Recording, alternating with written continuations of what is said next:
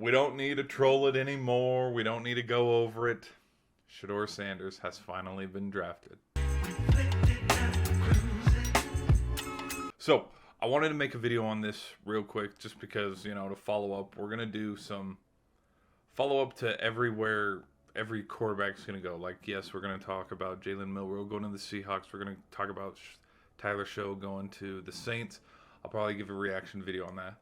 The reason why I want to make this video, though, is because I want to talk about Dillon Gabriel and the interesting quarterback competition that's coming to Cleveland, honestly.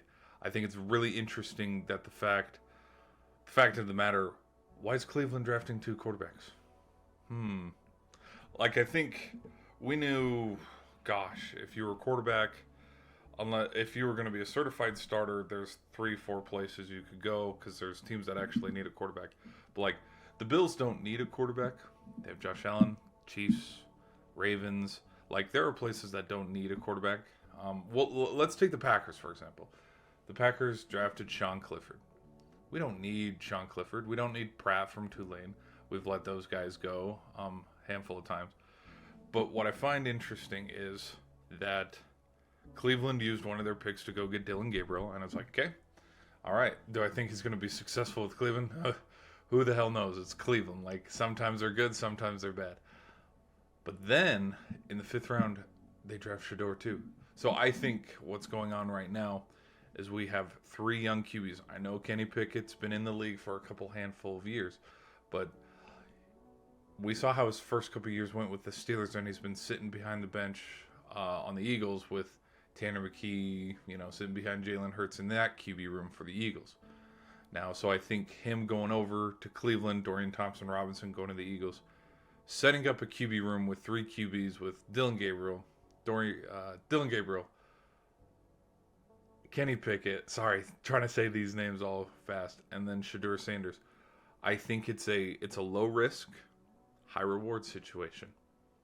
And that's my honest thoughts on that. Is I think because you could look, why the hell did they not draft him in the 1st round? Because let's say you do draft Shedeur Sanders with the 5th pick overall, and he's a huge bust. You have to wear that for the rest of your career. Just saying the quiet part out loud. That's just me. And so I think with drafting Gabriel and Shedeur in the later rounds, even though they weren't top-end talent, they weren't up there with Cam Ward and how talented Cam Ward was, or the accolades of winning, like how Will Howard was a national champion. They didn't have those accolades.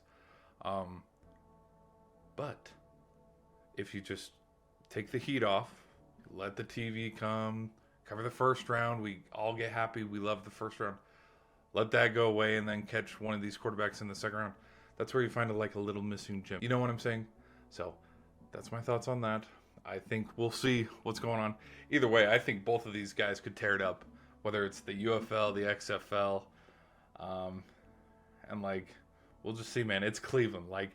It's a, I don't want to say it's a lose-lose situation either way, but Stefanski's a great quarterback guru, and Stefanski's just a great coach in general. He's won Coach of the Year.